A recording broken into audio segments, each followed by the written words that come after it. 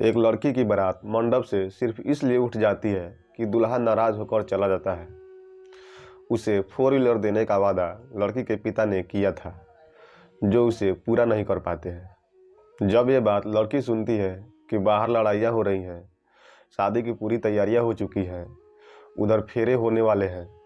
लड़की को जब पता चलता है कि लड़के के घर वाले, उसके ससुर सब अड़े हुए हैं कि जब तक गाड़ी नहीं आएगी तब तक हम शादी नहीं करेंगे।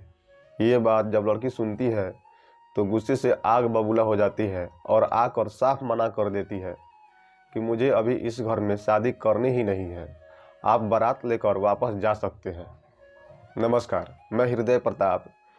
ये एक ऐसी कहानी है जिसे आप सुनेंगे तो आप उस लड़की की तारीफ भी करेंगे और थोड़ा दुख भी होगा कि शादी के मंडप से जब बारात वापस जाती है तो कहीं ना कहीं लड़की के माँ बाप को दुख तो होता ही है। ये कहानी है लखनऊ के पास एक छोटा सा गांव पड़ता है, वहीं की रहने वाली प्रिया की। उसके पिताजी जो होते हैं किसी प्राइवेट कंपनी में काम कर रहे होते हैं कानपुर में। बेटी चूँकि पढ़ लिख चुकी थी, ग्रेजुएशन कर चुकी थी, वो भी तैयारी कर रही थी, लेकिन अभी कहीं सिलेक्शन नहीं हो पाया था। 3 भाई बहनों में सबसे बड़ी प्रिया जो थी, उसके पिता को लगा कि अब शादी कर देनी चाहिए।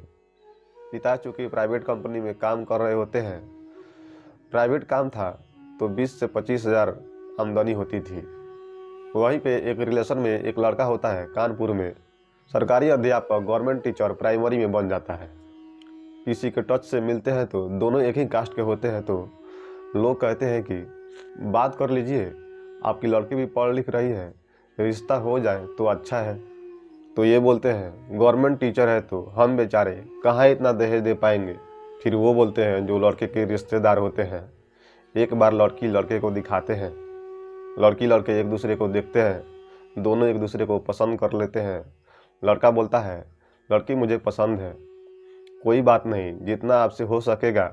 लेकिन लड़के के माता और पिता सब चाहते हैं, भाई गांव में तो जानते ही हैं, खासकर यूपी बिहार में सरकारी नौकरी, सरकारी टीचर बन चुका था लड़का। उनकी डिमांड थी 4 व्हीलर और 1 लाख रुपये नगद और जो भी टीवी फ्रिज, जो भी सारी चीज़ें होती हैं। तो लड़की के पिता बोलते हैं ठीक है।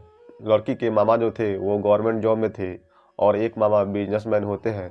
वो बोलते हैं ठीक है, हम अपनी भांजी की शादी बड़े धूमधाम से करेंगे, आप टेंशन मत लीजिए। शादी की तैयारियां शुरू हो जाती हैं। बारात आने से कुछ दिन पहले लड़की के पिता का एक्सीडेंट हो जाता है। वो बुरी तरीके से घायल हो जाते हैं, पैरों में, हाथों में, बैक में सर्जरी भी करानी पड़ती है। और ये सब कुछ शादी के लगभग 15 दिन पहले होता है और वो एडमिट होते हैं।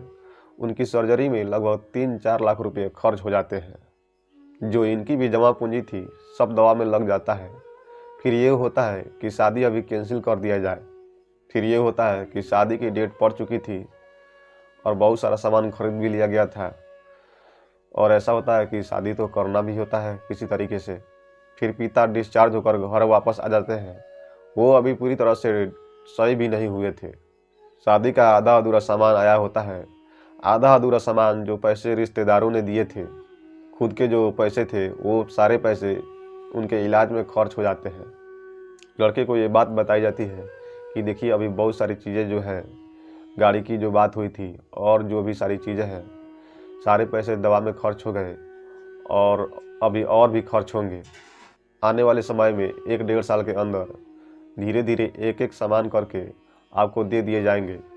अभी छोटे मोटे घरेलू सामान जो होते हैं वो आपको दिए जा रहे हैं, बाकी आप खुश रहिए।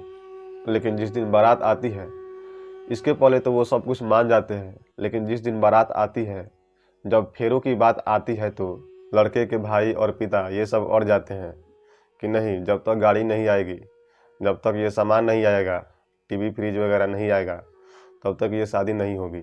लड़की जब ये बात सुनती है तो ये तो एक तरफ इसके पिता जो थे वो बेड पर पड़े थे और इधर फेरे लेने की बात चल रही थी और तीसरी तरफ लड़का दहेज की वजह से शादी करने से इनकार कर दे रहा है। लड़की आती है बाहर और बोलती है मुझे अभी शादी करनी ही नहीं है और तुरंत 100 नंबर पे कॉल कर देती है। पुलिस आती है। फिर ये लोग समझौता करने की कोशिश करते हैं। लड़का चाहता है कि कैसे भी करके शादी हो जाए, लेकिन लड़के के घर वाले नहीं मानते हैं। लड़की फिर मना कर देती है कि मैं तुमसे खुद शादी नहीं करना चाहती। बारात वापस चली जाती है। घर में गमज़दा माहौल हो जाते हैं। सब दुखी होते हैं कि शादी हो गई होती तो अच्छा होता, लेकिन प्रिया ने भी यह ठान लिया था कि कोई बात नहीं। उधर उसके पिता का इलाज चल रहा था। उसके बाद वो साफ मना कर देती है कि नहीं, अभी मेरी कोई शादी वादी मत करिए। वो बच्चों को ट्यूशन पढ़ाने लगती है और पढ़ती है, और वो लगातार तैयारियां करने लगती है। और शिक्षा विभाग में एक वैकेंसी आती है जिसमें वो कुछ दिनों बाद फॉर्म भरती है। वो पीसीएस के थ्रू यूपी में होता है और एक बड़ा अधिकारी बन जाती है।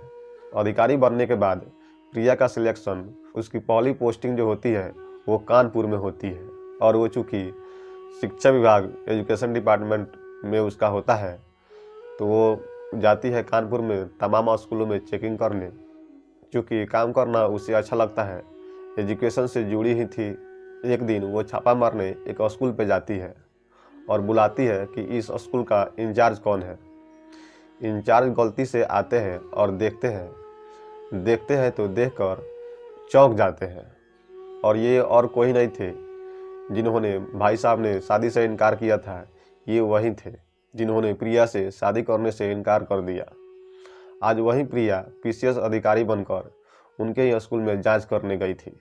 वो देखती है, ये बात करने की कोशिश करते हैं और वो बोलती है, हाँ मैं वही हूँ जिसे तुम लोगों ने, तुम्हारे घर वालों ने मंडप से बारात लेकर वापस चले गए थे दहेज की वजह से।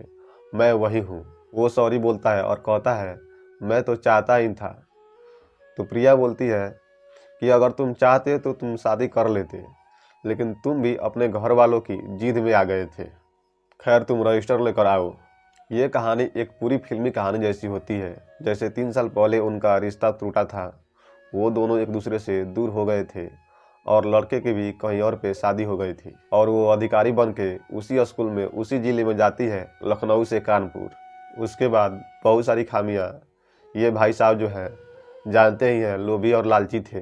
कंस्ट्रक्शन का काम, इसमें उसमें जो सारी चीज़ें थी, जो पैसे थे, जो अनियमितता थी, बहुत सारी चीज़ें थी जो रेगुलेशन के अगेंस्ट में थी। और ये सब देखकर उनको ये मैडम जो है सस्पेंड कर देती है।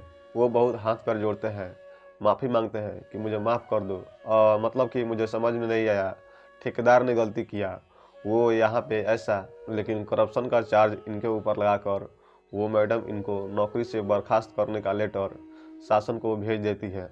उसके बाद जब वो मैडम अपने घर लखनऊ आती है तो ये सारी चीज़ें, ये सारी बातें अपने पिता से बताती है कि जिस लड़के से आपने मेरा रिश्ता तय किया था, अगर वो शादी हो गई होती तो आज मैं उनके एहसान तले दब गई होती और आज इतना संघर्ष करके एक अधिकारी नहीं बन पाती और आपका सर और ऊंचा नहीं कर पाती। पिता जब ये बातें सुनते हैं तो उनका सीना और ऊंचा हो जाता है। तो ये कहानी एक ऐसी लड़की की कहानी थी जिसने दहेज के लोभियों को, जिन्हें दहेज से बहुत प्यार होता है, उनके मुंह पर तमाचा मारकर यह साबित कर दिया कि लड़कियां भी किसी से कम नहीं हैं। कहानी अच्छी लगी हो तो वीडियो को लाइक और शेयर करें। धन्यवाद।